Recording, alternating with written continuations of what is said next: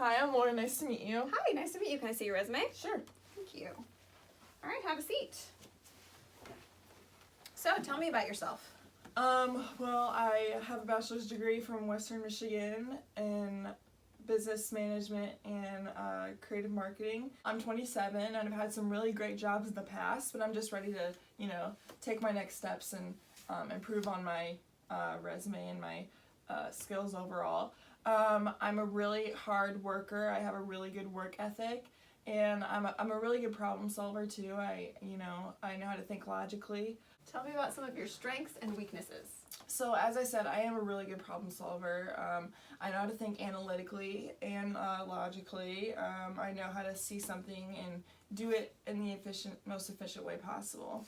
I would say one of my weaknesses, the biggest one, is probably I'm very much of a perfectionist, which can be good, but it's in the past it has been a challenge for me, and something that I'm working on overcoming as far as work outside of work in general. So I would say probably being a perfectionist is my biggest weakness.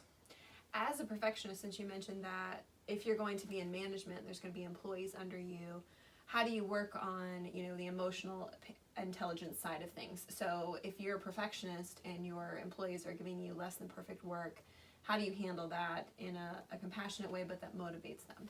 Right. So I would say another one of my strengths is I'm very empathetic, and I have I'm really good at putting myself in other people's shoes. So I have been, if I do have workers under me who aren't performing the way that I expect them to, I have been in their shoes where like my self standards I've set for myself, I'm not performing the way I've expected myself to.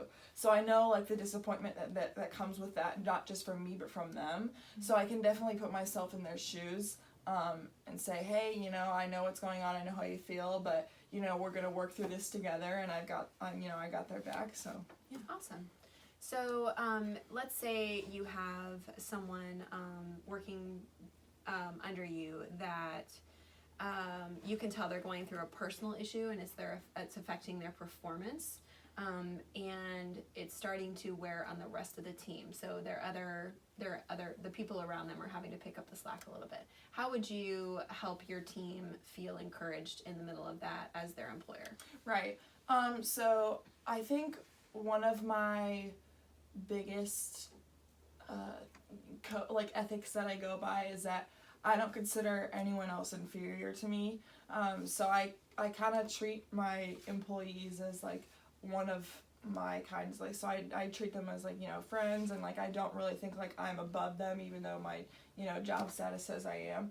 So I think that I would definitely again put myself in their shoes and act like I'm a part of their team and I'm trying to solve this problem for a boss, which I mean that's me, but are you the type of manager that steps in to do tasks that are beneath you when they're needed? Absolutely.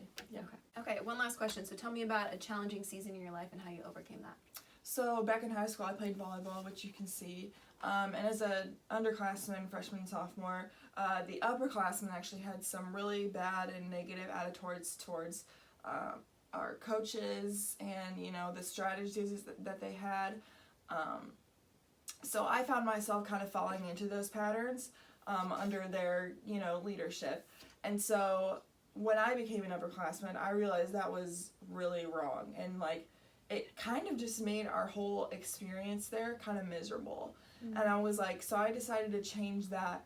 And, my coaches were like, we really need to change this culture here. So I was like, okay, as an upperclassman, I feel like I was the best candidate, and my teammates who are also upperclassmen were the best candidates to really lead the culture change. So I feel like I really stepped up as a leader and, found the best in all the hard practices and hard drills and, the challenges that the coaches threw at us. So yeah. Great. Excellent example. Culture is so important.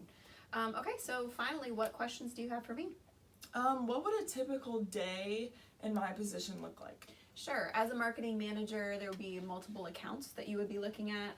You would be in charge of listening to the pitches of the market and then deciding which is the best pitch to the client. Okay, and then you would guide those presentations to the clients and help them decide on what the best marketing strategy is for their company.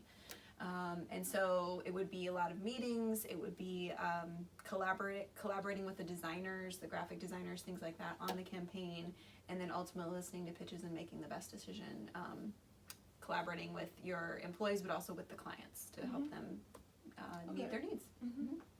Any other questions? Yeah, also, what is the culture and atmosphere like, and what visions do you have for the upcoming future? Yeah, sure. We are a cutting edge company. We want to stay on the top of our field.